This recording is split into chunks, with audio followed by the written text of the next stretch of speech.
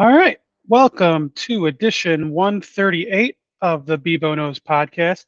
This is the 2024 NFL Draft Preview.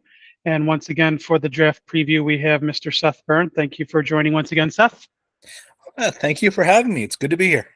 Yes, and glad we could adjust our schedules here. I know we're both shifting schedules here. I know in years past I've been working different shift schedules, but now that I'm on a first shift schedule again, weekends are probably a little better. So I guess we found a good time here.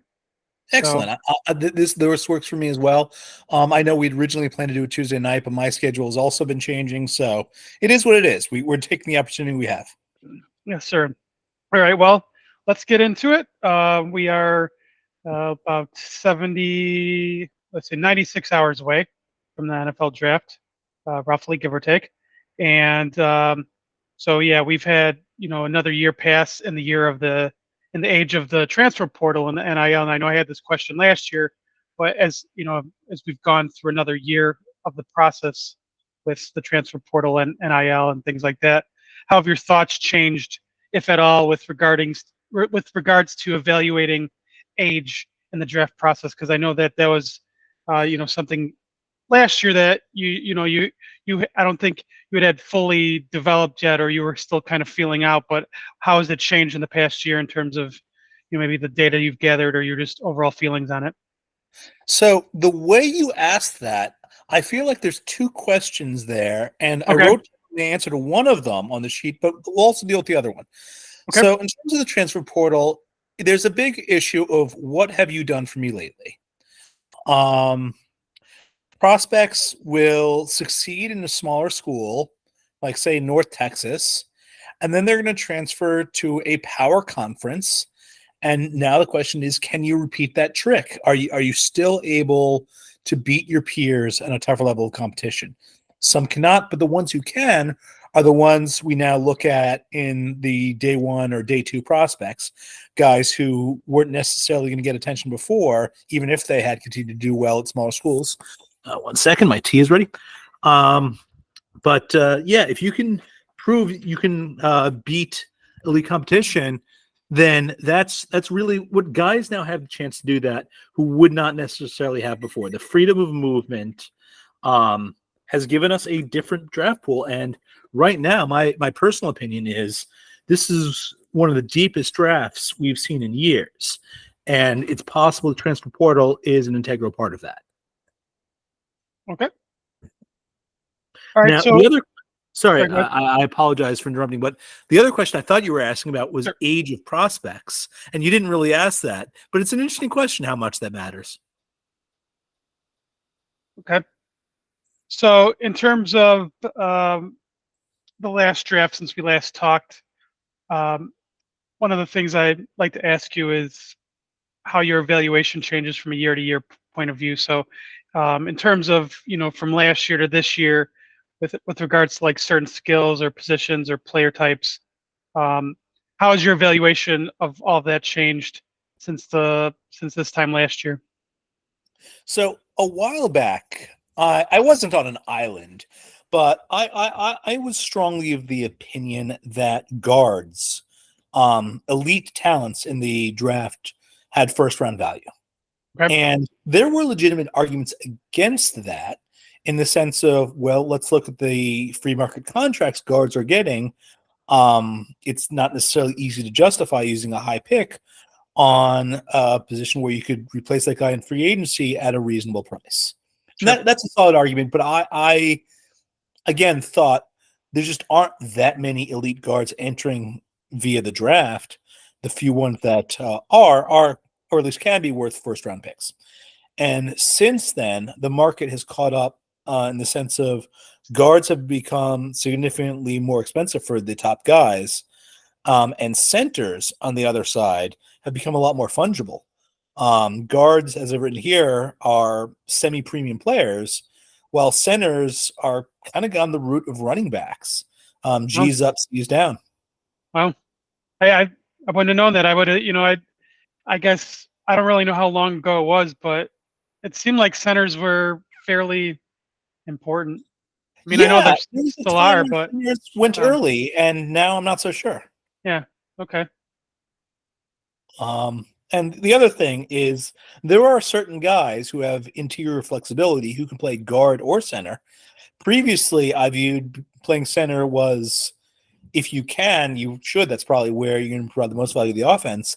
And that might no longer be the case. It might be the case where if you can play guard and play it at a high level, that's where the money is. Do that. So money talks. Okay. Now, I'm not too familiar with offensive line, at least compared to you, but do you think that most guards can play center or vice versa? Like, do you think it's Most guards? So playing center requires a couple of skills that guards may or may not have. The first, and this one's obvious, is the ability to snap the ball, particularly shotgun Sure. snaps. Sure. You have to be able to regularly put the ball where the quarterback wants it to be, and then get your head up around. Whereas guards get to start the play heads up automatically. The second thing is you're going to be involved in more double teams. Now, obviously, being on a double team is just a natural advantage, but it's also a skill how to maximize and work with your teammates. That requires a certain level of athleticism. It's also one of the reasons why centers aren't necessarily as large. They can move quickly to get where they need to be in a way that guards generally don't have to. Guards, you generally ask for a little bit more power. Guards are the ones who are going to have to match up with those big-ass defensive tackles and try to move them in the running game or block them in the passing game, whereas centers didn't quite have the same level of responsibility in that respect. So I understand they're all playing on the interior of the line, but just the normal play, the average football play, you see 5 blockers against 4 pass rushers. And the center is usually the odd man out. And so, again, that's going to be a different job than it is for someone who's going to be expected to block a pass rusher on every single play. So it's a little different. Okay. So did you address everything about that last question? There might have been one part here. I'm not sure about the age that you wanted to mention. So the age thing is the Cleveland Browns are the team that have been getting joked about on Twitter. There was a pretty good line how the Browns GM, I think his name is Joe Berry, is the Leonardo DiCaprio of the NFL. If you look at his drafting chart, like, he does not school old. He schools as young as possible. Okay. And there is a decent argument that all things being equal, even comparable, you want the player who has succeeded at a younger age, even if the other player has been more successful. Because if you imagine this younger guy, you imagine him in college, he's done the job at age 21. If you were 22, 23, or God forbid 24, he'd probably be kicking ass in college. But why is he even still there? Sure. So youth matters, age matters, and it's better to succeed younger. That is a more accurate predictor of future success than succeeding at an older age. Yeah, I would think, without knowing for sure, I would guess that that's probably like an accurate way to look at things across all sports, or almost all sports. If I had to guess, that you'd want the younger guy who's showing who could have more potential in 3 years than the guy who's already at that age, at age 24, 23, 24. So that makes sense. Yeah. So, okay. So the towards the end of the March Madness podcast, you had mentioned a few things that you were going to look at. Did you have a chance to codify the? So I made a good faith attempt at this. I tried. Okay. But you always run into players that defy. Like, I ran into the halting problem. And I'm not sure if you're familiar with the halting problem, but by its very definition, it's unsolvable. And so what's this guy's name? I think I wrote it down. Oh, yeah, Darius Robertson of Missouri. Robinson, yep. Yep, Darius Robinson. And he's a guy who is both a defensive tackle and an edge. And what the hell are you going to do with that in a database, in the spreadsheet? Like, these are not the same position, yet he definitely and clearly plays both and can play both. Sure. And, like, I understand that linebacker safety hybrids are a thing. I don't really care. I could call them linebacker or safety, and it wouldn't really bother me. But on the defensive line, edge, like, I'm at the point where I feel like, if you're familiar with RAS, it's the athleticism ranking guy. It's known as Math Bomb. At this point, it's just silly for him to have defensive line and linebacker. Sorry, defensive tackle, defensive end, and linebacker when there's clearly just a different position that it simply is edge, which is smaller than a defensive end, but more athletic as well. But it's not quite a linebacker either. They're not expected to play in space the same way linebackers are. So it's a different thing. And just pure pass rushers, they're a thing now. They used to be specialists, and now they're 3-down players. And so edge is the kind of thing where most of my guys on this spreadsheet are going to be listed as edge, but like 2 of them are just not, even though they're going to be in the edge listing, and they're not. I have to write that down just because they are what they are. So, yeah, Okay. I did my best, but mission failed. Well, I'm sure that's just another thing to work on for over the course of the year or for next year. So Yeah, I mean, but like, it's one of those things where I've accepted that there are certain players that are not going to they're not going to fit in the square hole. They're going to fit in their own hole. They're going to be their own guys. Yeah, and that'll challenge your evaluation, I'm sure. But I'm guessing you'll enjoy that challenge of I trying do. to. I actually like seeing tweeners because that if once you start seeing the same type of tweener pop up again and again, that means that's a new archetype. It's the new kind of player we're going to start seeing in the NFL. Sure, That's kind of fun. sure, makes sense. Okay, so last year I know we had a lot more discussion about the combine last year, only because we had such freakish stuff happen, especially with Anthony Richardson. But I didn't hear that same buzz. But I guess I wasn't also paying attention to the draft coverage as much as maybe I would have last year. So was there anything that stood out this year compared like that? So That last year there were 2 things that were pretty huge. Obviously, Anthony Richardson being an absolute manimal was one of them, but we also wanted to see Bryce Young's height and weight on an sure, official level.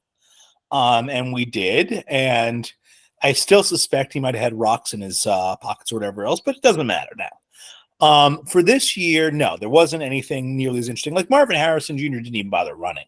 Like some of the top guys, some we say, you know what, you've seen my tape, you know how good I am. Let's just play.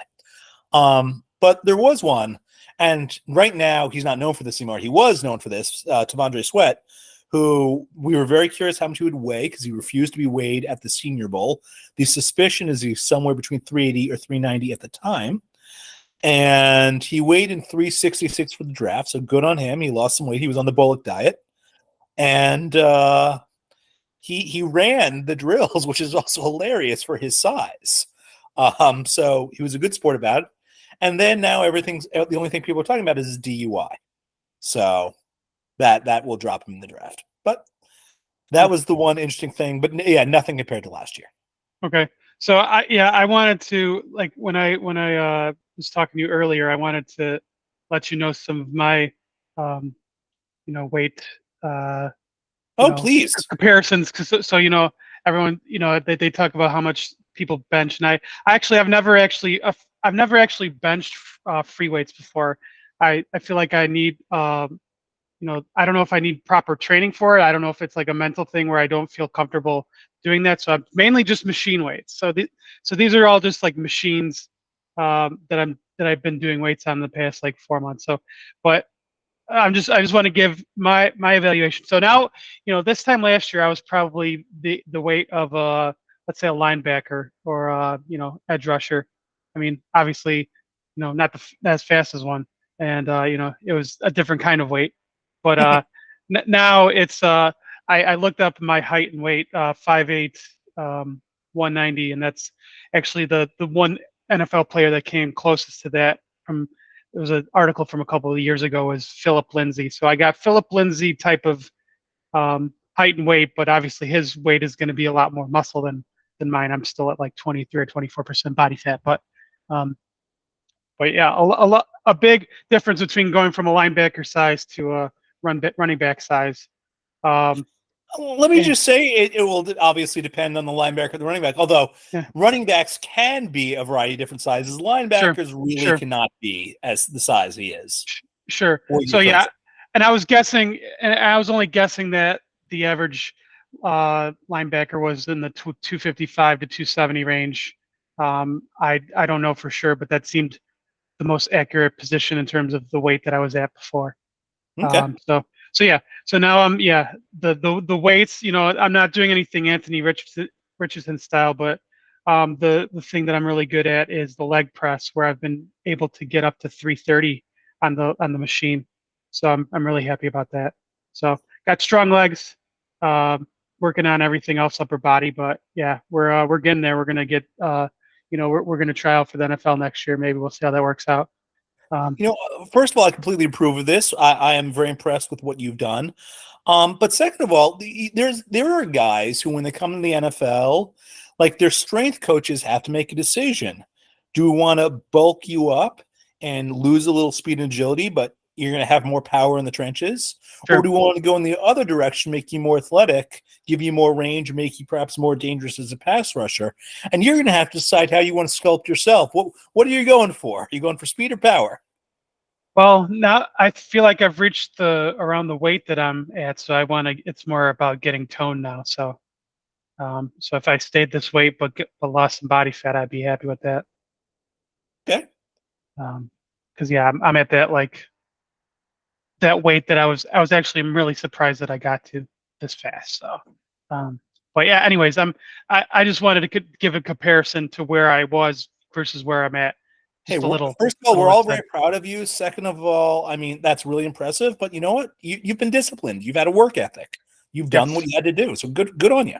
Yes, and it was about this time last year. So it's been about 11 months or so since I've been at this. So yeah, it's been about almost a year. So yeah, it's another year I'll be ready for the NFL. So that's just what I want to get at. So all right, we'll see how that goes. But yeah, breakdown of the upcoming draft. So let's go into that. That's what everyone came here for, not to hear about my weights and all that Yeah, stuff. But we'll put this timestamp just so people yeah, know to skip all the nonsense. exactly. So breakdown of the upcoming draft. This is kind of a no-brainer start to the draft, more so than I guess this is probably the most no-brainer start to a draft since probably the Trevor Lawrence draft, Yeah. where we know who number one is. But so we know it's going to be Caleb. He's going to be number one, especially with what the Bears did, and that I forgot to include that part in here. I don't know if we want to discuss that in a little bit, but let's just start with the upcoming draft itself. But in terms of where he ranks among quarterbacks that you've evaluated recently coming out of college, where would you put him at? And then also, how long does it take for him to become the best quarterback in the Bears franchise history? So let's start with comparing him to the last, I want to say 3 or 4 or 5 drafts. Okay. And the only guy who's definitely going ahead of him is Trevor Lawrence. Okay. So Caleb is probably number 2. The question is, if someone else is going to jump him, it would be Joe Burrow. And that would be a case of, do you want a guy who's had a couple years of elite performance, or do you want to have a guy who's had a higher peak? And Burrow's best was better so far than Williams' best, but Williams was also really, really good for a couple straight years. So which do you want to trust more experience, or do you want to trust the guy who's just had an incredible year, which is Burrow? Sure. And I don't know where I would go with that. I know I take Trevor Lawrence ahead of either, but after that, it's the Williams versus Burrow debate. That you can go either way on that one. Okay. In terms of how he would become the greatest quarterback in Bears history, there's 3 things he could do to become a legend. First is just get 4,000 yards. That gets them off the schneid. Finally, people could stop talking about this. I mean, he does that. I think he's been worth the price of admission. Because obviously it's not easy to get 4,000 yards in Chicago, or else someone would have done it by now. We've gone from 16 to 17 games, and it still hasn't happened yet. The second is, and this one's obvious, but like I'm still saying it, if you win a Super Bowl, it's hard to, it might, it's an interesting question. If you could win a Super Bowl in one of 3 places, where do you think you're a bigger legend for life? Chicago, Dallas, or for the New York Jets? Like, all 3 fan bases are so starved and crazed at this point. but I feel like Chicago is just more intimate in certain ways. Like New York has the Jets and the Giants. So as happy as Jets fans would be, and it would be amazing, I feel like we're just, as a town, Chicago would care more because Chicago is united in this. And as for Dallas, well, like, they're spoiled maybe in a way Chicago isn't. So if you can win a Super Bowl anywhere, Chicago might be the place. So Yeah, he wins the Super Bowl. He's not just a legend. He's the man in a way. Like Ditka was the man. Belushi was the man. He's up there. So it would be a special, special thing in a way. Even though you win a Super Bowl anywhere as a quarterback, you're awesome. You're great. sure. But Chicago would hit different. So, Yep. but if you want to go for number 3, Oh, don't man. just be famous. Oh, Be man. infamous. Be Man. Three Amigos. Bust harder than Josh Rosen. Just be the absolute worst you can be. Just fail on every level. Oh. I don't know if I don't know if I'm not even a Bears fan. I'm not ready for that. I just want to add a little story here because I feel like everybody on my everyone on my timeline of people that I know, like say on Facebook, are not. They're the least happy people I've ever seen to have the number 1 pick and have a franchise quarterback like fall into their laps. I've never seen a fan base more disappointed because for whatever reason, nobody that I've seen, and I could be wrong, but maybe it's just one of those things where the algorithms are showing people on my timelines that are more disappointed about it than positive let me about ask this. Is the disappointment from the fact that they're expecting to get like 1-2 or maybe 1-4, whatever it is, get the top quarterback and top wide receiver now that's not going to be the case? Or is the disappointment something else? I don't know. I feel like I feel like I've heard way too much talk about, now that they have pieces in place, have Fields play another year, but I don't know how many more years you need to see Fields to decide that he might just be okay and not like a franchise changer. You know what? Obviously, it's not my quarterback, but that ship is long gone. Like, let it go. I mean, I'm not a quarterback record guy, but like even like the most elite of quarterbacks will find a way to overcome like mediocre situations to at least show signs that they can carry a franchise, and I never saw that with him. I don't know. So I don't know why. Like that's the impression that I got from the people that I am friends with. So I really want Williams to do well, just to kind of like rub it in their face, because I really don't. I feel like a lot of them want to be right and have Williams suck just so they could say they're right. So I don't know. So, you know what? That Three Amigos thing might make them very, very happy in ways that I had not anticipated. You're right. That's what I'm worried about. Yeah, because I guess as much as they want to be right, I also want to be right. And yeah, so I don't know. I feel like I've never seen a fan base more disappointed to have this fall in their laps, because like I've been around so many like situations where they've wanted the backup quarterback to be the guy. Like last year they wanted Bajent. Previous years they wanted I don't know, Caleb Haney. They wanted whoever was backing up Cutler besides Haney, McCown.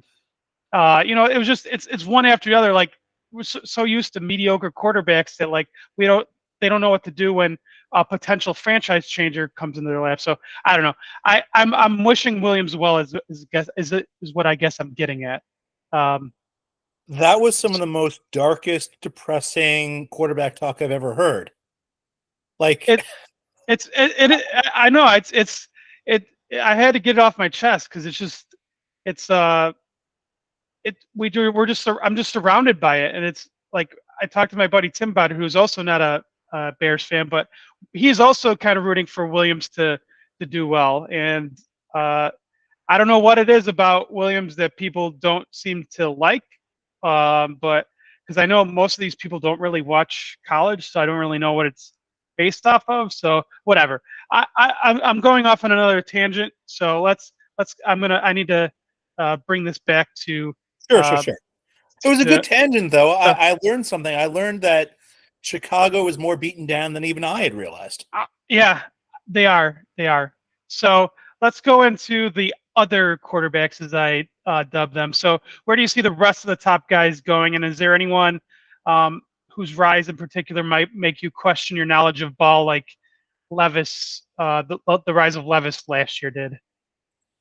So the expectation right now is that we're seeing Jaden Daniels go 2 to Washington, and Drake May go 3 to New England. Washington has been trying to be cagey about this. I'm not sure they need to be. I mean, it's pretty obvious that they're on the clock at this point. It's possible they want to keep everyone guessing in the hopes that someone will trade up with them. I certainly I don't expect New England to bite. And I don't know if they want to go back much further than that. So, but in any event, so Jaden Daniels he had an amazing season for LSU, obviously. But I don't view his ceiling to be as high as, say, Drake May. And we'll talk more about this in a bit. Drake May is he's going to need more work to get ready for the NFL, but the throws he can make are simply throws that Jaden Daniels can't. And then these are the kind of throws that can beat NFL coverage. And so Drake May would be my number 2. Okay. But they're both very good. But the real discussion is JJ McCarthy. Sure. You ask, is there anyone's rise particularly makes you question knowledge of ball? Yes. Seeing JJ McCarthy rise as high as he did shocked me. Now, when I ran my own numbers, part of it was everyone at Michigan graded it out fairly well because their team was dominant and everyone had good numbers. When I personally started digging deeper, I really didn't, and this isn't just a JJ McCarthy thing. I think I was down on the running back. I was down on their wide receiver. I think just all these guys were in many ways products of their environment. And I think that goes double for McCarthy. He wasn't asked to do that much. Now, what he was asked to do, they obviously went 15-0. But did they go 15-0 with him or because of him? And on the field, it was certainly with him, I think. But he's also been getting just A+ grades for intangibles. And apparently he really did change that locker room. He did change how the team practiced, the kind of guys that came in and were recruited. He worked hard behind the scenes to turn that team into a champion, and he did. And that is the kind of thing that the NFL likes and respects. It's not the kind of thing that I'm going to be able to judge very well. Sure. But just looking at what I see, he has no place in the top 5, none whatsoever. And so okay. I've been fading that very hard. I understand that the top 3 should be the top 3 quarterbacks, and I very strongly feel that Marvin Harrison Jr. should be number 4. And after that, I could listen to an argument between Odunze and Nabers, or maybe Joe Alt, I suppose. But apart from that, I don't Dallas Turner, Michael Penix, but not JJ McCarthy. Just no. I don't see it.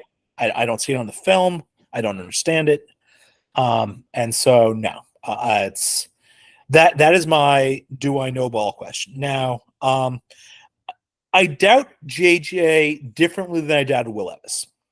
Okay. So I doubted Levis in 2 ways. First, I doubted he was an elite first-round prospect. And second, I doubted that the NFL believed he was an elite first-round prospect. And as it turns out, he went later.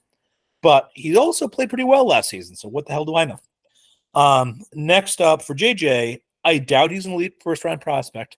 But I don't doubt that the NFL loves him. I just don't think they love him top 5. Also, there's one other player I'm doubting, an offensive lineman for Washington by the name of Troy Fatnow. Just when I looked at him, I did not see a prospect who goes in the top 15, and also he's a little older than some of these other guys. So I am putting my money where my mouth is. We'll see where he goes. Okay. All right. So let's go into the next question in terms of the like a particular team or pick in their current spot that you think holds the key to how stable or crazy the first round will be in terms of possible trades, position runs, etc. So let's just reiterate, anyone who's listening to this is on Sunday. So if there's anything that happens after the 21st here on Sunday, we can't account for. But I'm guessing most of the stuff at this point, trade-wise, would probably be on the day of the draft anyways, is my guess. But I just wanted to preface in case people listen to this Monday, Tuesday, Wednesday. So is there anyone in their current spot that you think it kind of holds the key to how the draft will play out? So there's a lot of ways this draft can play out, partially because there's no locks after Williams. We expect it to be Jaden Daniels, but that's not like above 80% right now. So we'll see. We certainly expect the top three, whatever order it to be, Daniels and May. So I suppose that whether or not who goes 2 and who goes 3 might not be that big a deal. But then when we get to number 4, Marvin Harrison Jr. is again not a lock. He kind of was considered to be one earlier in the process, but now people are wondering whether or not Nabers might go ahead of him. Whether or not they'll trade. So there's possibilities, a lot of different possibilities in the top 4. This might look silly when it goes boom, boom, boom, boom Thursday night, and in retrospect, they'll all look like they had been locks.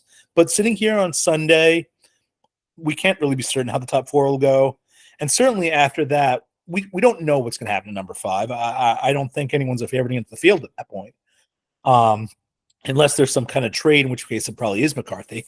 But right now, if it's just the Chargers, I don't know if they're going to take a wide receiver. We know Harbaugh loves offensive linemen, and Alt might be the guy he wants to pick up. I don't know. So one of the things is people want one of the elite wide receivers. And again, we'll talk about more about this later. But if there's no trade up, if no one trades up to number 5 and it's not J.J. McCarthy, then we're probably going to see the top 2 wide receivers go 4 or 5, which puts the Giants in a situation where they want the last wide receiver and they have that spot. But a lot of other teams want that last wide receiver, Odunze, as well. And so they might be fielding phone calls for 15 minutes and see if someone really knocks their block and forces their hand. So 6 could be an interesting spot, given that could be the last of the franchise wide receivers. Number 3, the Patriots, if it was still Bill answering the phones, then he's always been amenable to trading down. I don't know if the new regime, I feel like they're more interested in getting their franchise quarterback right now. So they're probably going to be a little tough to move from their spot. But draft night could surprise us. I expect we're going to see more trades than we can imagine right now, depending on which guys teams love. That's what it comes down to. If teams fall in love with a guy and he's available now, and they're picking maybe 3 or 4 spots later, and they don't expect him to be available then, that's when we might see a lot of panic trades. Or if not panic, then it's time to trade right now trades. Okay.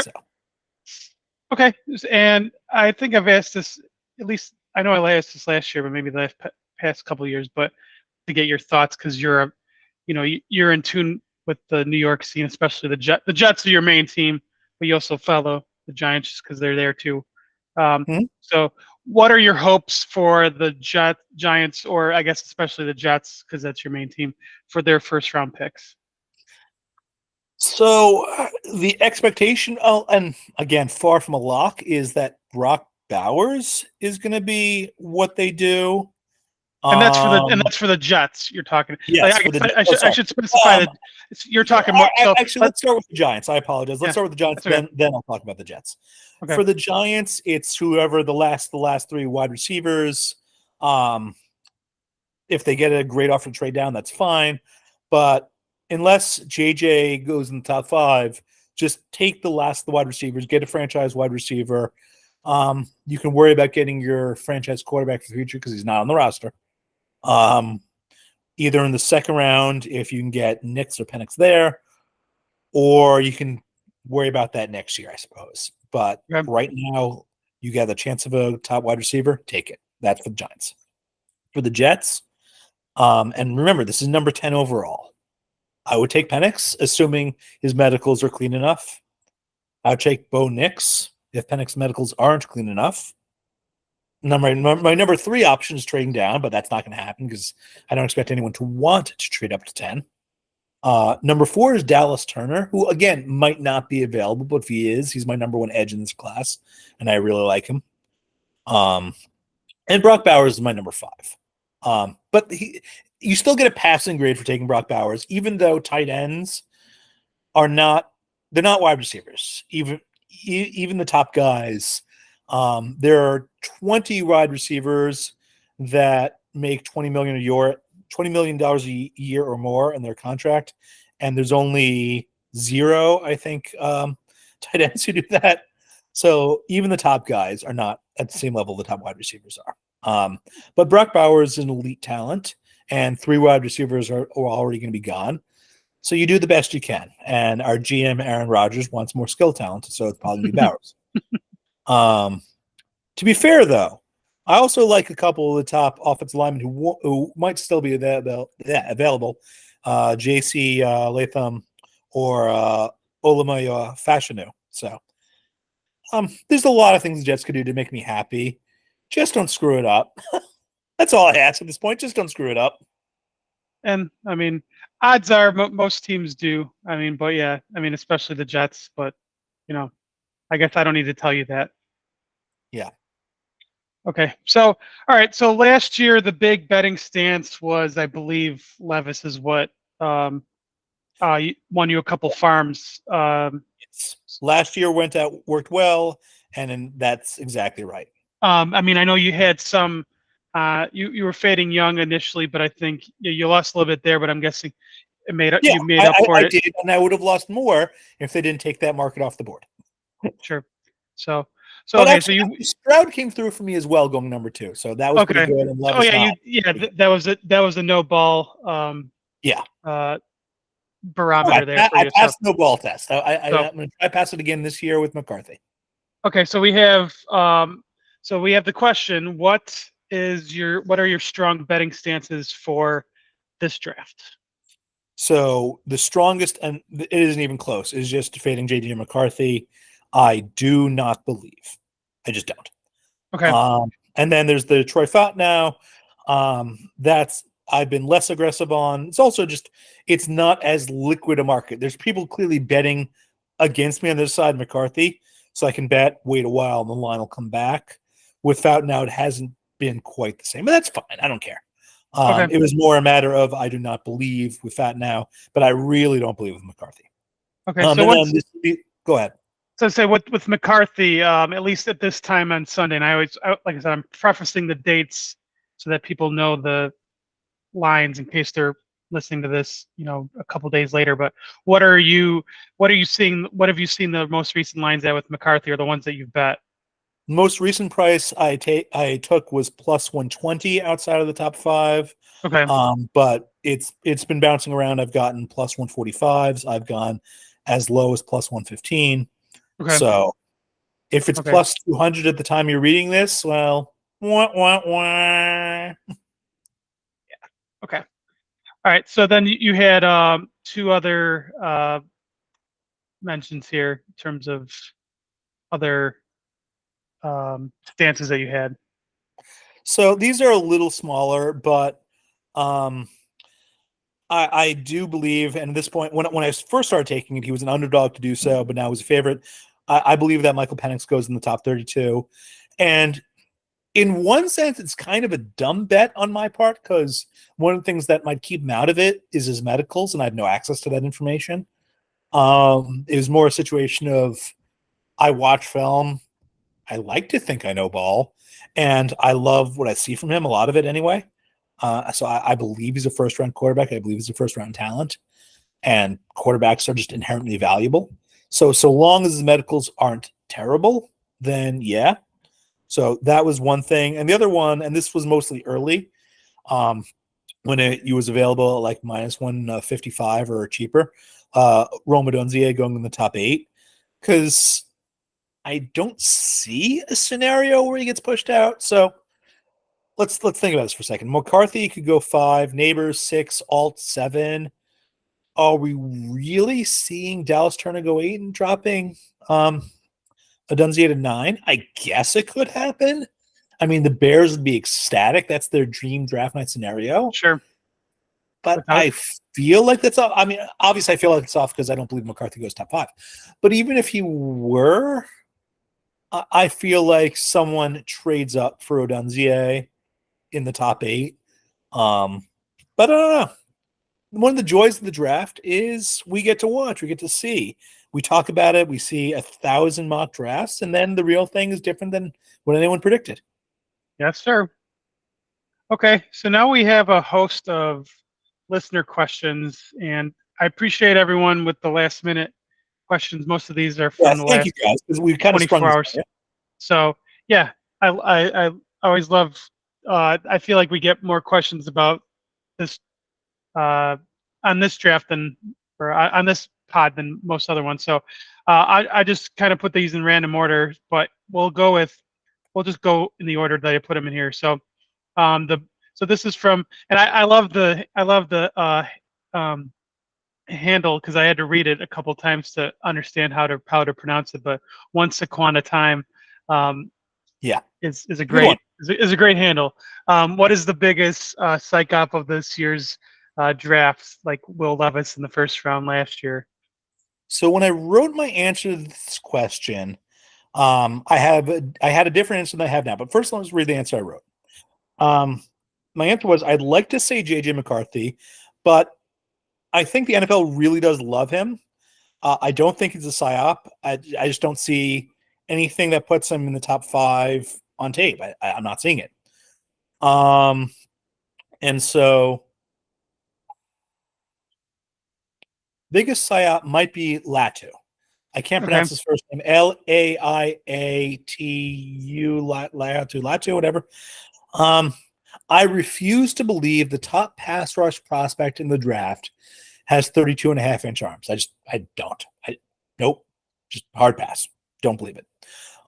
He's got wonderful tape. He's gotten a decent amount of sacks in college, first for Washington, and then he hurt his neck and he wasn't allowed to play there anymore.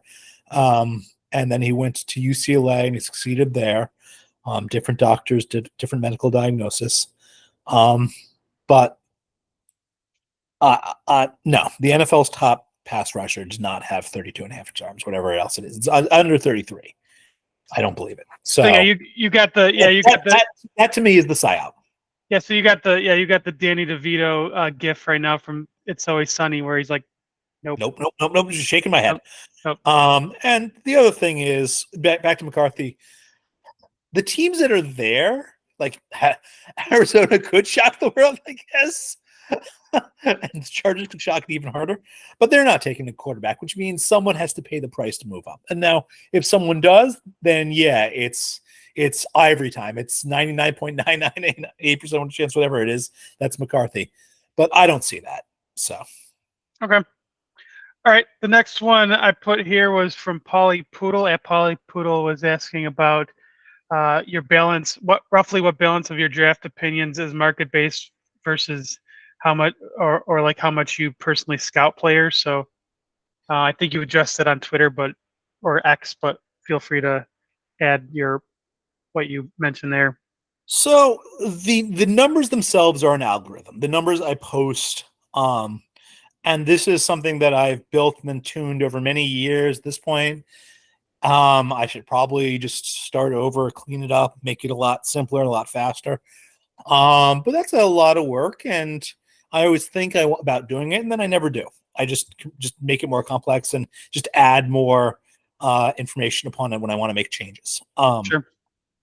But in terms of my own personal opinions, I have to see it.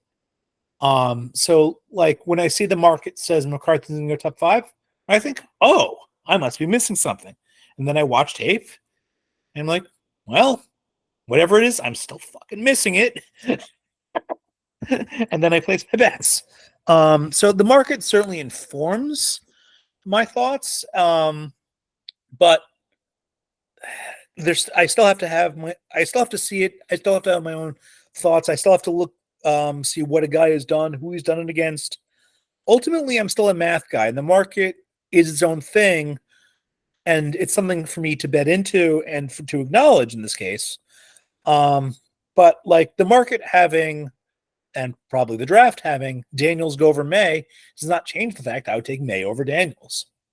I believe what I believe, and the market believes what it believes. So, sure. Okay. So yeah, I would say that, like, at least in the times that we've had this recording, we've had plenty of instances where we've seen the market have a very strong opinion on something. You have a very strong opinion on something, yeah. and it's been kind of hit or miss. But you've had some decent hits in terms of the plus values that you've gotten on. Exactly. Like when you're betting as an underdog, you don't have to go 50-50. Yeah, like I mean, Mac Jones was probably your first big haul. In terms of that one felt good. the ones that we've, like, I don't remember how far back our draft podcasts go, but I feel like maybe it started around COVID, where we started doing the draft pod as part of the regular rotation of recordings. But I feel like that and the Levis one from last year are probably like ones that you can hold your head high. I don't want to forget the Bryce Young just because I lost that one. It still counts. Yeah, like true. That was a no ball test and I failed, and then they played the season, and then I felt at least a little better. Sure, it didn't put money in your pocket, but at least money was still gone. Yeah, the money. Yeah, for whatever reason, the money didn't come back to you, but it is what it is. So, all right. So the next question here from Trevor Britton, 13. He's a Patriots fan. He's asking about, if you were the Patriots, what would you do? I take quarterback 3. After the first 2 quarterbacks are off the board, I'm going to need my franchise guy. He's not on the roster right now. So I take the top quarterback prospect I can find, and I expect it'll be Drake May, which is my number 2 guy. So good for the Patriots for getting him at number 3. And you then try to build up around him. That's I think what has to be the plan. And yeah, we've gone this long without actually mentioning I mean, we briefly mentioned Belichick being gone, but the fact that they're drafting their first quarterback without Belichick is kind of a big deal. I feel like. We are turning the page, and also let's not forget that Belichick is nowhere to be found. He's not on the Patriots. Yeah, he didn't get a job. Yeah, and it's debatable whether he'll ever, get a chance to get that Chula record, which I know you were talking about in a previous podcast. I'm very, very happy he didn't find a job. Yes. So you would not be disappointed if he went another year without being hired after this year. I would be. Look at my face. Look at my smile. Yes. I mean, you can't obviously, but trust me, I am smiling, and I would be very, very happy if that. That is a very big smile. I'm just presuming. I can hear it. You can hear a smile sometimes. Yep. So. Yeah, there it is.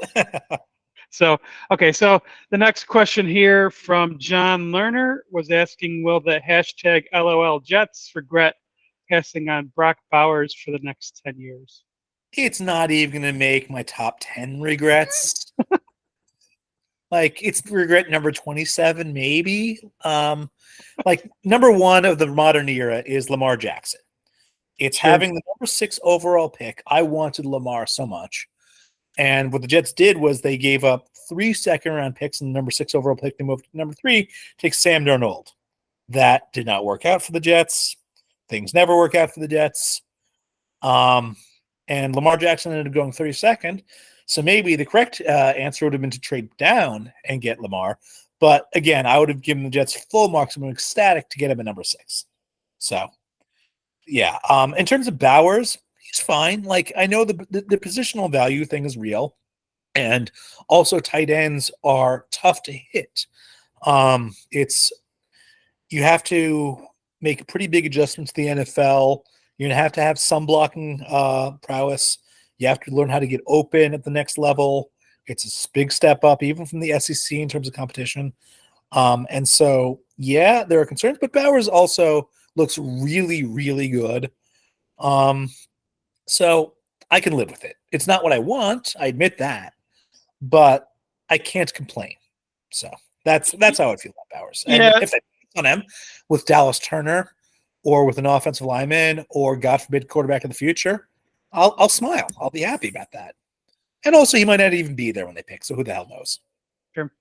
Yeah, and yeah, like you mentioned, we were talking about tight ends and just how I can't recall the last one that's like actually hit from the first round. I mean, we had Hawkinson got picked however many years ago it was, and I mean he's good, but was he worth a first round pick? I don't know. I don't Pitts, know either. yeah, Pitts was picked. Was it? He 4 or was in the 5. fourth. Yeah, he was in the draft 3 years ago with Lawrence, Wilson, Lance, and then he was the fourth pick, I think, by Atlanta. I mean, I almost want to give him a incomplete because Atlanta's passing offense was just that awful. It's hard to really know how good he is. Yeah, and I think it takes and I think it takes for most tight ends a little longer to actually make an impact than most positions if you're looking just from a purely statistical That's point of view. accurate. But then we have Sam Laporta, who was taken 34th Yeah, last year, which is almost an honorary first round pick. You're just off by 2. sure. And he was awesome. And I Yeah, think I did the math. If Bowers were to perform at the 80% level, if he could do 80% of what Sam Laporta did, yeah, he's fine at number 10 overall. That would be like 70 receptions and 700 yards. sure. That'd be pretty good. I would take that.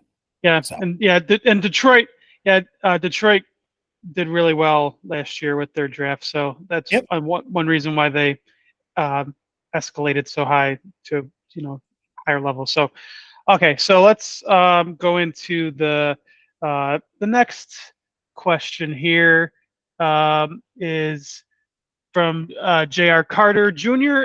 He's a Titans fan. He's in my opinion, the Titans should stick at 7 to draft Alt, Nabers, or Odunze because there's a clear drop in talent between to both wide receiver 4 and offensive tackle 2. Why am I wrong? Also, what's the minimum haul they should accept to move back? So answer those questions how you will.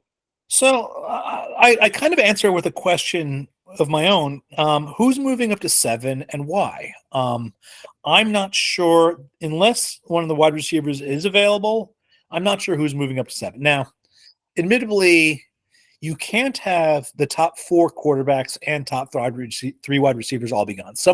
One of those 7 has to be there, and I expect it to be JJ McCarthy. So maybe someone trades up for JJ McCarthy. That's one possibility. Okay. Another possibility is someone trades up for Rome Odunze. So there are more trade down possibilities than I guess I had first anticipated, and that's on me. Could someone could do it for McCarthy? Someone might do it for Odunze. How much are they paying? The market rate can change from year to year. You have to go down to the fish market and find out what the market price is. I don't know. I don't think anyone's moving up for Alt, but I see a large drop off between wide receiver 3 and wide receiver 4. Okay. I do not see a large drop off between OT1 and OT2. I agree. Alt is number 1. I feel like the ordering there, however you want to order it, he's on top. But the drop off isn't what it is from Odunze to whoever you have next. Okay. So, in terms of what I would do if I were there, if the top 3 quarterbacks and the top 3 wide receivers are gone, I'm fine with Alt. I would stick at 7 and take them unless they get the kind of offer that someone might put in for the 4th quarterback. And if someone is willing to pay quarterback prices to move up to take McCarthy, that's great. I'm not expecting it. If they really wanted him, they probably would have already made that trade. And if he's falling, he'll probably keep falling. So we'll see. Okay. Next question is from NFL PinnacleBeat. Which team has the toughest decision in the first round in the draft? My initial answer was Washington, because they have to take the number 2 quarterback, and the pick isn't obvious. They're taking a guy who I wouldn't take, so I certainly can't consider it obvious. I would personally go with May. They are probably going with Daniels. New England has, I suppose, an easier decision because they just take who's ever is left. Arizona gets Harrison Jr., or they get a trade offer. Same thing with the Chargers. They can take Nabers, Odunze, or trade down. The Giants just take the top 3 wide receivers, I think. Again, when I'm doing this analysis, I'm not expecting McCarthy to go top 5. Sure. But Minnesota still is the question of what the hell are they going to do? Are they going to sit tight? Are they going to trade up? And how much are they willing to pay to trade up?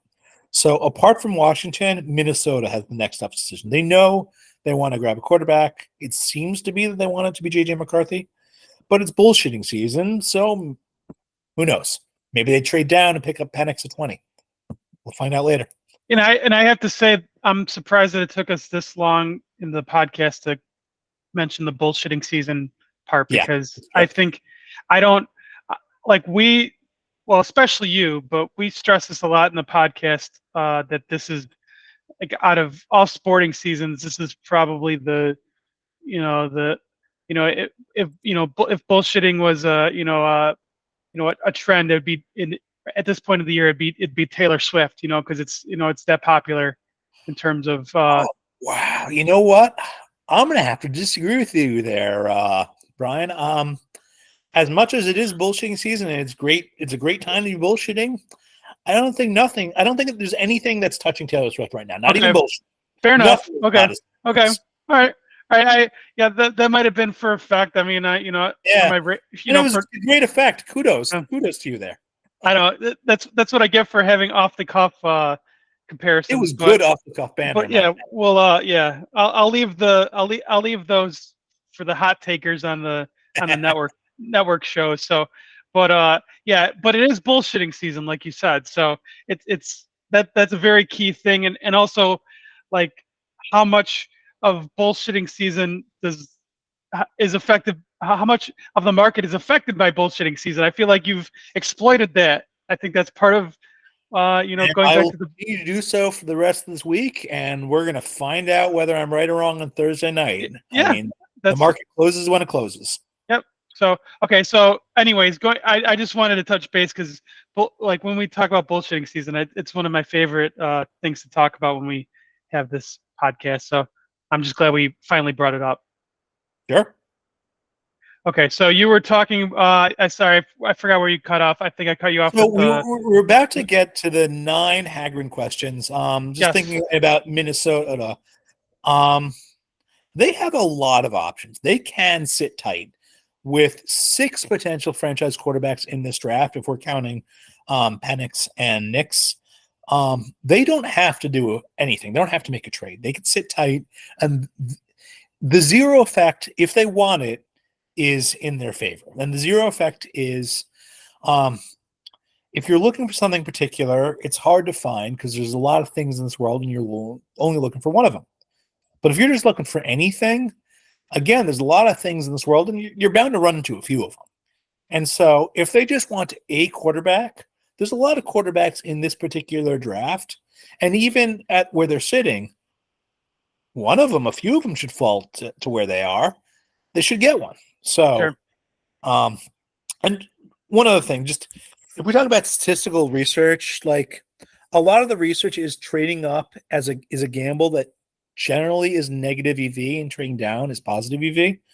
And there's all these biases where teams overvalue to pick the right guy. And all that's true.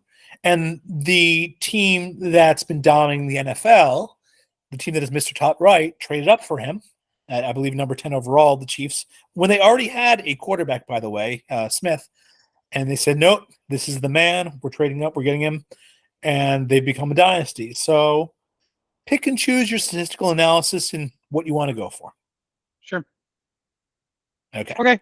So we got the Hagrin questions. So I guess we could just go one by one here. Yeah, let's go one by one. So I have my answers listed one by one, so you read off the questions, and then I'll give my I'll read answers. them. I'll read them off. Feel free to give as little or as much thought as you want, Yep. or description on each. So the first one was about the first round grades that you have in this quarterback class. So how many round one grades do you have for this quarterback class, and how does that differ with how many you think will be taking? And he said he put an over. I don't know if this is the market over under or his It over is the under. market over under. Okay, market over under of 4.5. So the market over under is 4.5. It's biased towards the over. The over is like a 7-4 favorite. Okay.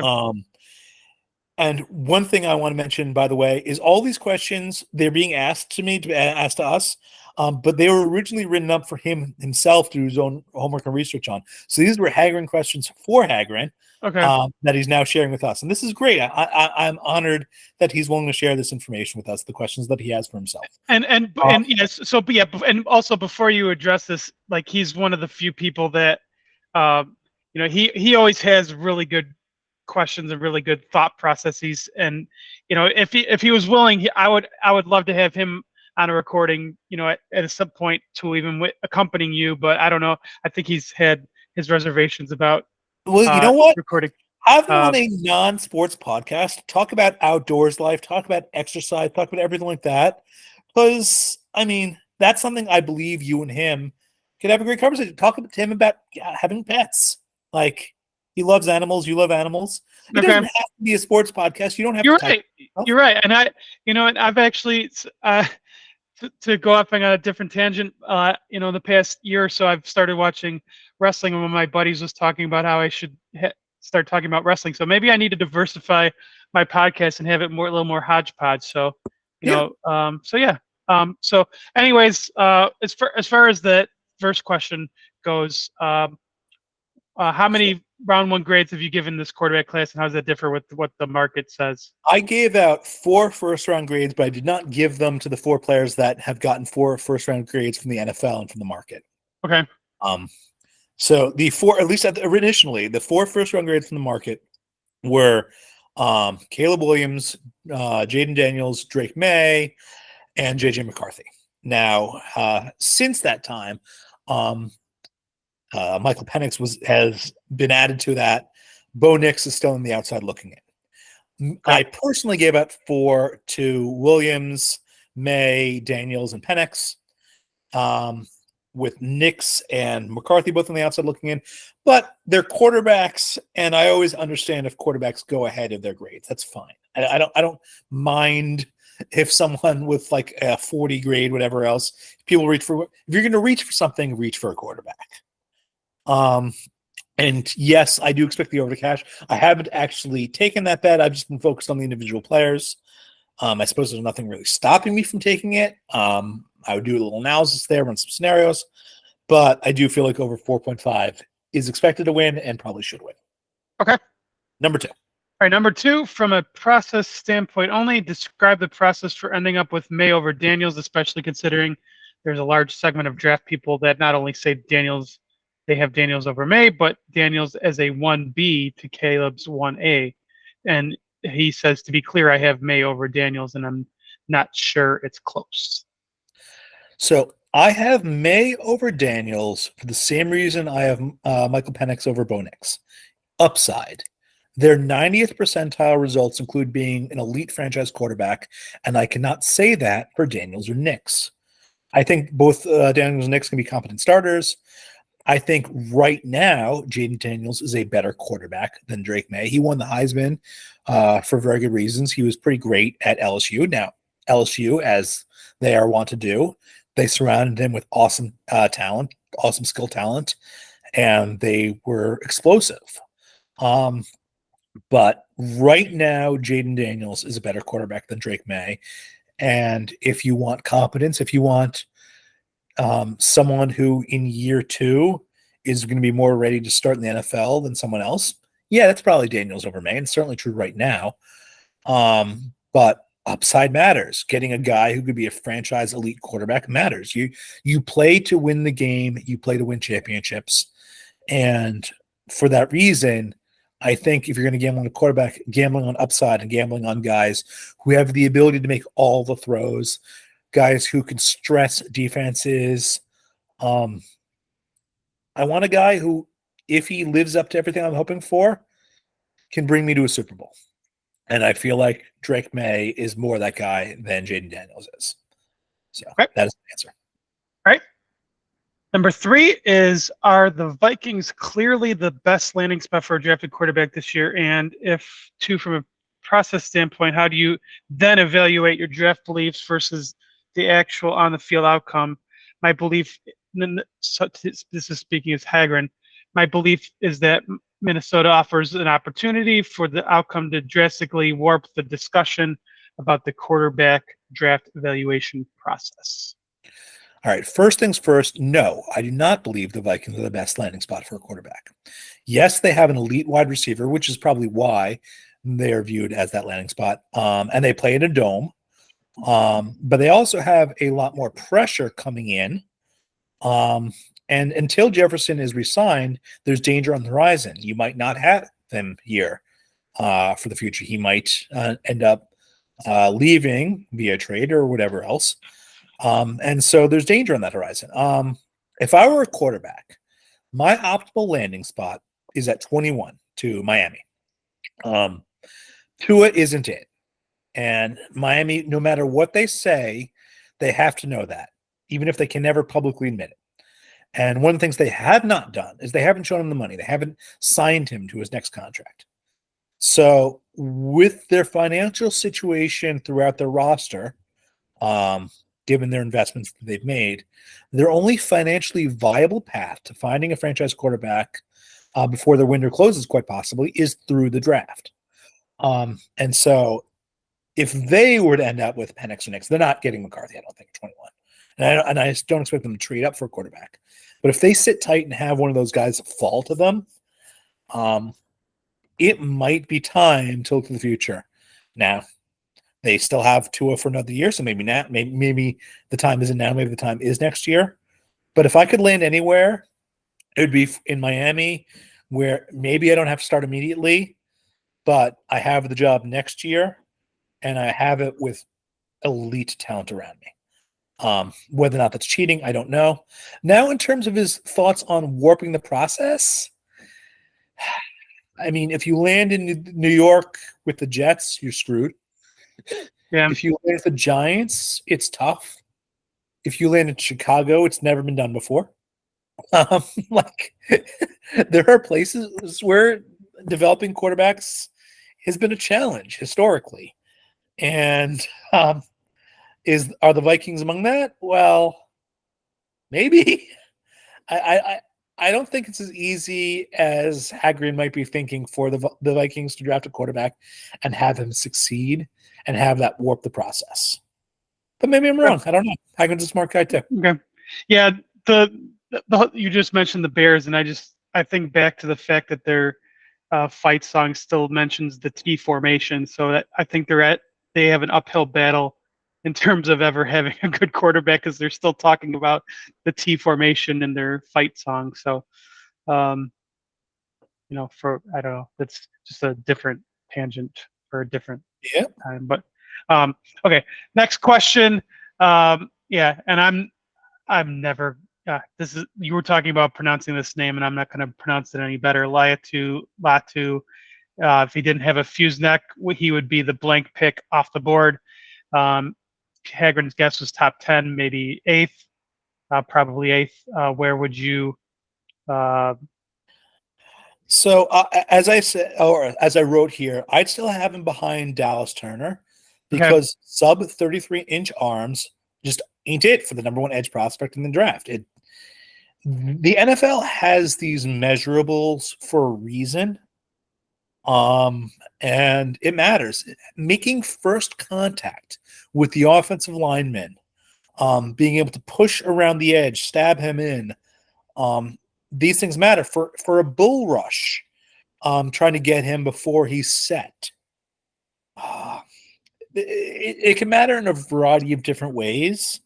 And the fact that Latu has been able to make it work so effectively for himself in college is a testament to his effort, to his technique, to his vision. He's been really, really good. But he doesn't get past Turner, which means, and if Turner isn't a lock for the top 8, then neither is Latu. And as for the fused neck, I have to think UCLA's UCLA has to have excellent doctors, but Washington probably should have had pretty good doctors too. And so it may have been a risk tolerance thing. And someone on the NFL is going to have the same kind of risk tolerance that UCLA will. Obviously, he's clearly willing to play. He's played with it for 2 years, so he's going to be willing to play more. So maybe it's one of those things where he's slightly riskier than the average guy. And that's the kind of thing where it's just a big red flag for some teams. It won't be for others. But no, he's not going top 8, even with a clear bill of health. Maybe top 10, maybe top 12. But even then, like he's my psyop of the draft. So maybe I should start shorting him too. I don't know. I haven't shorted him yet, but maybe I should. Okay. Hagrin question 5. I was going to say Phil Sims. Brain fart. Did Chris Sims have a stroke? Because I just had a stroke. Did Chris Sims have a stroke before saying that Brian Thomas would be his wide receiver 2 in this class? And since the answer is yes, what do you think the actual gap is between Thomas and, say, your wide receiver 3 and Odunze? Tangentially, if you had to put these wide receivers in tiers, is Thomas even in the same tier? So my number 1 tier is Nabers and Odunze. My number 2 tier is Thomas Jr. by himself. My number tier 3 is Adonai Mitchell, Xavier Worthy, and Xavier Legette. I like Ladd McConkey and Roman Wilson less than the NFL does. And Marvin Harrison Jr. is S tier. He's in his own class by himself. He's my number 1 player in the class. And just to be clear, Sims is a clown. Yeah. Okay. I don't think any more needs to be said about that. So, okay. So why does number 6? Why does draft Twitter keep blasting out positive Bo Nix stats without talking about his throw chart, which is basically a third at or behind the line of scrimmage and like 3/4 under 10 yards? And how does a throw profile like that historically translate to success in the NFL? Where if you go by PFF, he does have good success throwing deep the rare times he does. And then I guess there's a third question. How do you account for Nix's high yards per attempt in 22 and 23, yet he's depressing low air yards per attempt when trying to model his draft profile? So wherever you want to start with that one. I'm actually going to go in LIFO order, the last question first, with Penix and the air yards. When they model his air yards, the analysis is not taking into account how high his arc is. So if you look at the full inverse parabola of his throws, he's number 1 in air yards. But the real issue, and I'm going to get back to Nix here, is that Nix would check down at the slightest provocation. And part of it also was Oregon's play calling. They called a lot of screens. They called a lot of short passes. His time to throw was by far the quickest in college. You don't take 10 sacks in 2 seasons without knowing how to get rid of the damn ball. He did. And it actually doesn't bother me so much when looking at Nix's stats. It bothers me when people look at how successful Oregon's offensive line was, their stats. Like they get treated like all pros when in some cases a sack would never be in play. A pressure would almost never be in play because the ball was out of his hands just that fast. In terms of the air yards, in terms of throwing deep, Nix was pretty good throwing deep, but part of it was the defense was so freaking shocked when he did it. When he threw deep, it was adverse selection. He threw deep when the defense was not prepared for him to do so. It wasn't like most of his deep throws weren't necessarily called to be deep. There were situations where 85% of the time this will be a check down, and God forbid someone's wide open, I'm throwing it deep. So the odds were ever in his favor when he did. Does that predict well to NFL success? No, it does not. To be clear, it is not a repeatable trick. The repeatable trick is his accuracy. But he will need to be more effective throwing deep when the defense expects him to throw deep, when everyone knows he's going to throw deep, and hopefully his wide receiver can make the break and he can hit the spot on time. Which brings us back to Penix. That's his great skill. He can hit the spot. He can hit it when and where he wants to. It's not a rocket. It's a grenade. There's an arc to it that the NFL doesn't love. They like that straight line that doesn't allow the cornerback or the safety to get to the spot. But that's not really how he throws the ball. And that's one of the things that may drop him in the draft. But the air yards certainly can and will be there for Penix if the league wants him. And I think they'll be there for Nix if he can prove he can do it. But he doesn't have the same arm strength that Penix and, say, a Drake may have. He's more in the Jaden Daniels class there. Okay. And so that's a concern.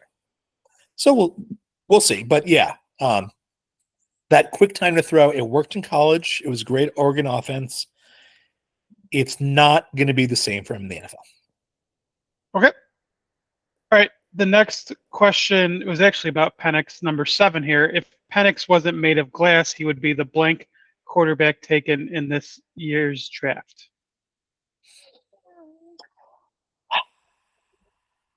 Medicals. Like number 4, like he's not cracking the top 3. Even if we had a clean bill of health, that throwing motion isn't what the NFL wants, so he can't crack the top 3. Okay. Does he get above McCarthy? Maybe. He'd be an obvious round 1 pick. Like his draft betting market would certainly be different. Had he not had certain concerns. I'd say he'd be a top 20 lock if he were healthy. I don't say healthy, if there were no medical red flags attached to his profile. So that's what I'll stick with. Okay. All right. Number 8 from the Hagrin list here. Complete the sentence with how the salary cap works. No tight end should go before the blank pick in a draft unless they are Gronk. And he said tangentially, why will Brock Bowers ultimately end up being picked too high, especially after seeing him in that picture standing next to Gronk? All right. We're not getting another Gronk, or at least we're not getting one anytime soon. It's not fair to ask any wide receiver, any tight end to be the next Gronk, to be the next baby Gronk, to whatever else. No. You got to be your own guy. You got to make it work your way. And I mentioned this before, but no tight end cracks the top 20 in terms of average contract value per year in terms of wide receivers. In terms of getting $40 million guaranteed, 3 have succeeded in doing that, while 15 wide receivers have done so, at least on their current contracts. So in general, it is tough for tight ends to reach the kind of peaks that wide receivers do. But let's provide some context for this draft. At number 10, we have an elite tight end, a very, very strong prospect, a kind of prospect that doesn't come down every year, every couple of years. And we're going to have 3 wide receivers already off the board. And so if you're looking for offensive skill talent, it's Bowers or bust. Like, you're not taking wide receiver 4 at number 10. I don't think you are anyway. So comparing him to Laporta, as I mentioned this earlier, if he's in the 80th percentile, 70 catches, 700 yards, you take that at number 10. You take that deep. So I think even with the NFL salary cap structure as it is, with tight ends being less valuable than wide receivers, less valuable than left tackles, and yes, I wouldn't mind the Jets taking a tackle at number 10, but I will not complain about Bowers given his projections, given how good he can be, and given, so long as he's just okay, so long, again, 80th percentile of Laporta, I'm not going to complain. I'll be happy. It'll be a hit. So, okay. But like, yeah, I'd be happy with Dallas Turner. I'd be very happy with. I'd be happier with edge 1, Dallas Turner, over tight end 1. So there you go. Okay. All right. The last question from the Hagrin files here. Do you think Joe Alt is clearly the best tackle, so much so that he will most likely be drafted OT1, even though he doesn't project to be able to kick inside? For draft betting purposes, do you see any value in betting any of the other OTs as first offensive tackle taken, and hoping that the scheme preference outweighs Alt's slightly better grading, or does Alt have enough of a gap that he goes OT number one? I mean, I expect him to go OT1, so it's hard for me to calculate percentiles. I can't really price the market of him going number one. Sure. But in terms of kicking inside, I generally view it as more of a punishment than anything else. It's when you failed at playing tackle, but we still have to pay you, so go inside and block these large mammals. Like Alt is my number one, but the drop from him to Latham and to Fashiono is just not that large. It's not like the drop from Odunze to Thomas Jr. or whatever else. Kicking inside, offensive tackles are the most valuable position in the line because the edges are the easiest way to get to the quarterback, and you stop those guys. Inside, it's more a question, do you have the power to block defensive tackles? You can have a bigger frame on the outside. You kind of need more in the sense of length and agility, different skill sets. So, yeah, I guess versatility matters a little bit, but I don't really care. I draft you to play tackle. Please be able to play tackle. If you can't play left tackle, please at least play right tackle. Unless you're one of those oversized guys who can fail outside and then move inside, I guess it's a benefit. It's not my first concern. So, those are my thoughts. Okay. All right. Now to turn things to a different tone here. We got Lou. We have a Lou question coming. And it's been a while, Lou, since you've made an appearance on the recording here. So thank you for coming back to us in such a fantastic way here. So please ask Seth, and this, by the way, this is who knows, this might be banned by the time this is, by the time we post this, but Lou's new handle, Finance96Fun, is please ask Seth if Caleb qualifies as fabulous. And my response to that one is, he went to USC. What does that tell you?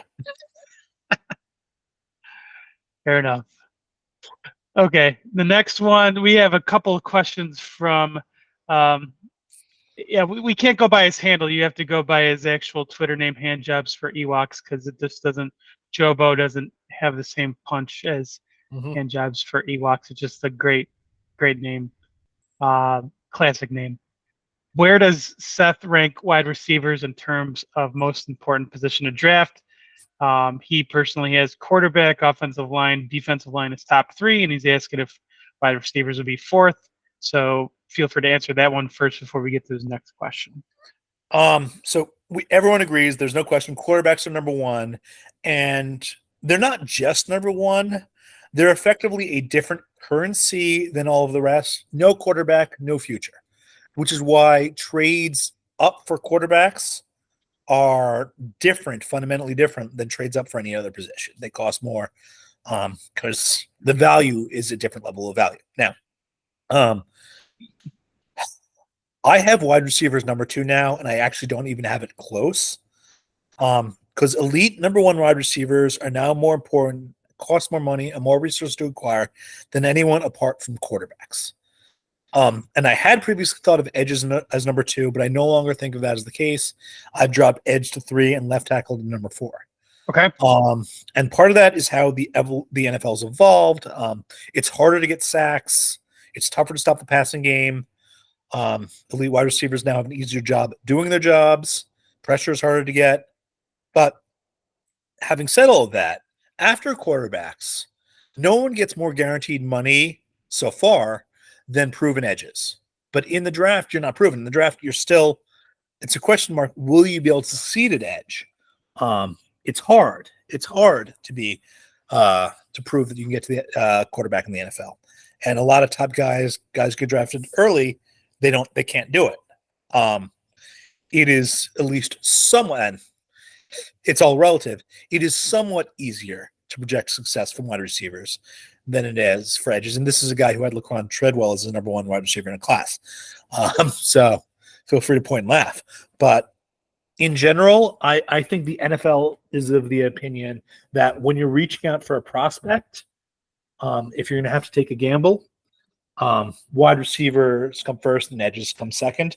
But we're also looking at a class where we're going to see 3 wide receivers probably go off the board before edge number 1 does. So Now, when you say that, would you say that like when you have that contemplation of a team that wants, say, a wide receiver or an edge rusher, would you say the hit rate is different, or would you say that like the payoff of getting a top wide receiver is a lot better than a top? well, I would say it's hit rate. Okay. Because the hit rate of getting an elite edge is pretty darn high. That becomes a guy who you can build your defense around. He could start taking up multiple blockers in a play, which opens up opportunities for the rest of your defensive line. A top edge matters a ton, but a top wide receiver matters a ton too.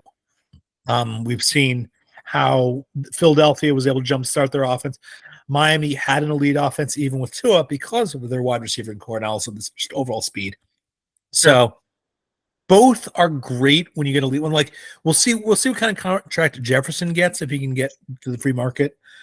But it's you have more faith in an elite wide receiver than I think you could ever have in an elite edge. I have more confidence in Marvin Harrison Jr. than I would have in general in any top defensive end or edge, whatever, in a draft. Okay. So I think that's what it comes down to for prospects. Okay. I think we're up to the next question. Okay. And his next question, I think it might be the last question, although I think you might have added some. I have a little bit more, but not a lot. So his next question was, is it more important to have more picks in the first 3 rounds or just have a top 10 pick overall? And if Seth is running a team with a top 10 pick, does he trade down, or is it contingent on who is available versus value in return for the trade? It's a tough question to answer as a general question. But before I say anything else, and if you remember nothing else from my answer, remember this, please. Roster spots have value. That means if you trade down for more picks, then you will have to make more cuts on the back end of your roster. And that's one of the things that I think a lot of the analysis of trades and other such options, it underrates how much those slots and those players matter. Digging a little deeper, it's hard to trade back. The expression I use is pushing rope. If you're trying to trade back, you can't. You need someone who wants to trade up. So if someone wants to trade up and they're offering a premium to do so, then yeah, I'm probably going to trade back almost every time. The exception is if they want a quarterback, but I also want a quarterback. Well, then I got here first. Screw you. But usually trading back is a pipe dream because people don't want to pay the cost to trade up. We all have these market value costs. We have these things, but they're based on a bid-ask spread where people are trading up, trying to get the pick for their player they want. So if they want a player in general, yes, I'm going to say yes to trading down, even with the roster spots issue, just because the value is going to be so high. But that's when they're picking up the phone and calling me, not me picking up the phone and calling them. And that's, again, the bid ask spread thing. Yeah. So. And I mean, not to discount our knowledge, especially your knowledge, but if we know a certain thing about a player or a certain thing about a team, like say this team has a need for this, or or doesn't feel like that they want to pick in this spot, chances are there's like the rest of the NFL is probably going to have the same vibe if it's a legitimate vibe, and they're not going to go over the top to make a huge offer to trade up to a spot, giving that team the chance to like cash in on trading down. So like it's all about who wants it more, like or who's making the first call. Yes. I guess. So yeah, if you're looking to trade down, the team that's looking to trade up should get a benefit based on that desperation, I guess. Yeah. And So that'll show up in the market price for the trade. so okay, so you had, I think this was your your opinions here, a vibes based walk through the first round. So I think you threw down 3 picks here, but I don't know if you wanted to expand. I know last year I think you went to like 7 or 8, but we already kind of know the first pick. Yeah, we'll do 10 this. You know what? Okay. Actually, let's do 13 this year, and I'll tell you why in a second. Okay. Let's start Chicago Bears. Okay. Apparently, the vibes are a little darker than I was expecting them to be. Well, I'm just going off of my experience. I can't say that that's like that's the overall feeling, but that's the feeling that I'm getting. It's weird. I don't know. I think it could be just the fact that they haven't had like the best quarterback in our lifetimes in the Chicago area here has been Jay Cutler. So, take that for what it's worth. I don't know. I think that's might be the vibes in the whole backup quarterback thing. Like I said, people always want the backup quarterback here. I think that's what the vibe is when you have a bad quarterback. You always want the next quarterback to play, and so that's fair. I wish the vibes were a little brighter, but like, yeah, I said, I think Caleb's going to be fine, and especially, they have more. I mean, Allen's on the older side, but Allen should still be a nice, reliable target for him. And then, if they draft another one, if they're lucky enough to get either trade up or have somebody follow them at 9, I mean, I think I think Caleb's going to be in a great spot. So I mean, I don't see how fans could be disappointed about that, but they,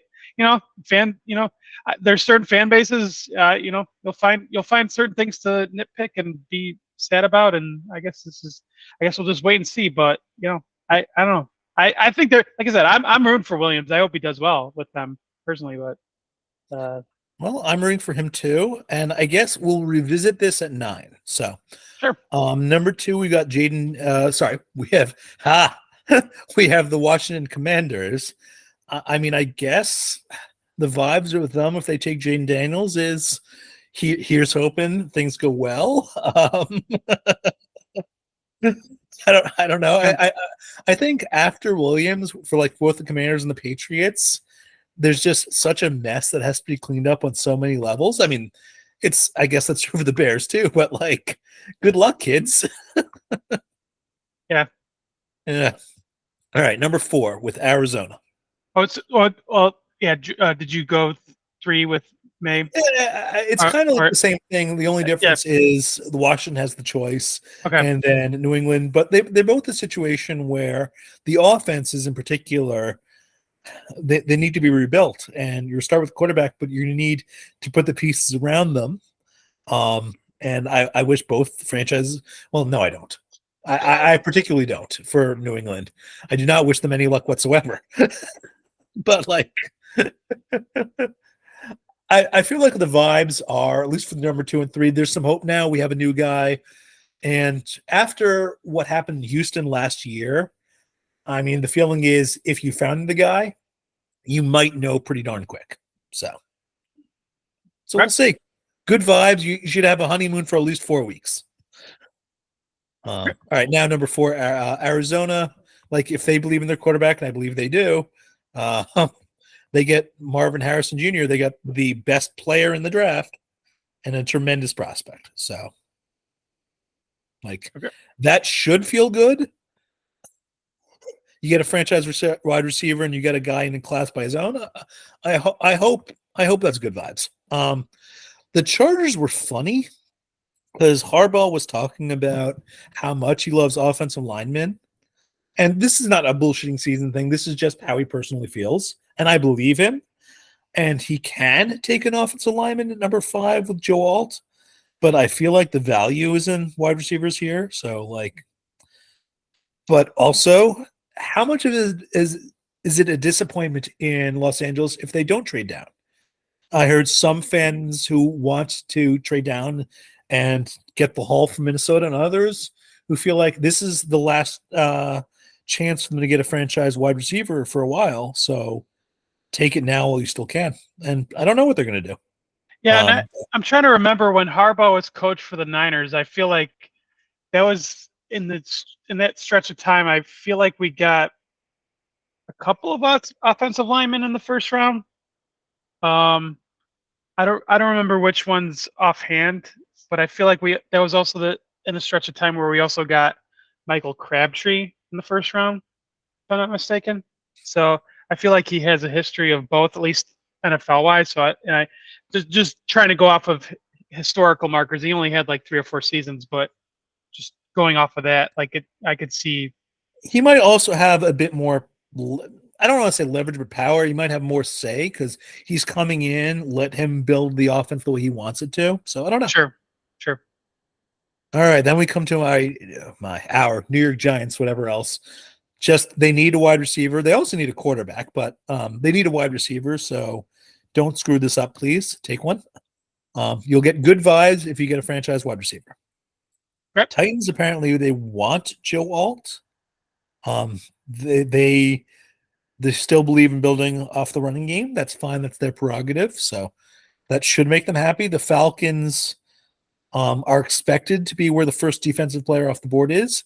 If it's Latu, I'm going to laugh my heads off. Like, I was wrong. But I feel like Turner is more likely than anyone else. But the Falcons are a situation where we don't really know what they're going to do. I mean, that's true for everyone, but except Chicago, but we really don't know with the Falcons. So yep. It could be exciting. We could see the first cornerback for anything go off the board here. Who knows? If they go defense, they can go anywhere. But let's come back to the Bears. Number one's easy. You take Caleb Williams. Question is, what are we doing at 9? What do you want them to do? Well, if they have, I mean, I'm not, a Bears fans per se, but if they have a wide receiver fall to them, they obviously should grab one. But I could also see them, they've pulled some surprises in recent drafts where they've made some trades. They've been active on first round trades in past years, so I could see them trading up or down because they've had a history of both.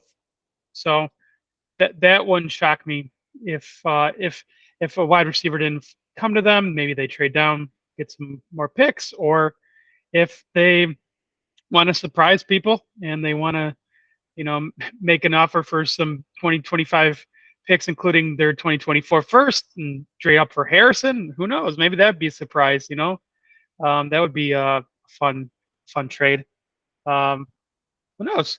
I think that'd be the Bears' dream scenario. If they could, trade up for Harrison, but how much would that be worth? I mean, that would probably be almost as not quite the haul that Arizona got last year from Houston, but could be something close to that. What they got for Will Anderson was it? Yeah, it was Will Anderson, right? Yeah. I don't know. I don't know. I'm not in tune with like the values of the traded picks, but that's what I'd see. I could see the Bears. I could see the 9th pick being traded if I had to guess. If there's no wide receivers that fall to them, which based on your analysis might be what happened. So I feel like they might trade it if that just recent history proves to be right. Chicago has a number 1 tight end on the roster. I wonder if this is the kind of situation where you say, you know what, we still need skill talent. Brock Bowers is a manimal. Sure. We just go 2 tight end sets. Like that's what I really want to know. How would that feel? Yeah, and I don't know how. Yeah, that's a good point. So I guess we'll wait and see. I could see them trading up or down depending on what the scenario spells out for them, but just based on recent history. So, but yeah, I feel like getting another pass catcher in some form, whether it be trading up for one or sitting still for one, is probably the way they go. If I had to guess. All right. brings us to the Jets, which is going to be a sad trombone almost no matter what happens. But like we've discussed the Jets, the vibes are going to be Jets vibes. Yeah. But Yeah. hopefully it works out whatever what we do. It's always entertaining with the Jets on the draft day. I don't think there's ever a disappointment in terms of. I mean, there's always disappointments in terms of the picks themselves, but the draft entertainment value is always high with the Jets. We can never doubt that. So my favorite bet, which obviously is not available, but if it could be, who will the Minnesota Vikings make the 11th selection in the NFL draft? Because that's where they are right now. But are they going to move from there? And like if they stick there, I mean, that could be if they couldn't wait to 11 draft JJ McCarthy, they get an A grade simply because they didn't trade up for him. Like even if I don't think he belongs there, at least you didn't screw the pooch. Yeah. So. There I don't know, there feels like that. Yeah, there feels like I don't feel like there's I just don't see I feel like every year we hype up like, oh, there's going to be like 4 or 5 quarterbacks in a row to start the draft, and then like, you might get like 3, but I just don't see like 4 or 5. I just think some of it, is tied to bullshit season and the value of quarterbacks, and people realize, oh wait, this quarterback really isn't that good or good enough to be drafted here. So they're clearly in the market for a quarterback. It's just a matter of which one they will want to grab. So all right, now we're sticking to number 12, which the Denver Broncos. They've seen some changes at quarterback recently, and throughout their roster. It'll be funny watching what they do. Like this could be an early landing spot for Penix. Yeah.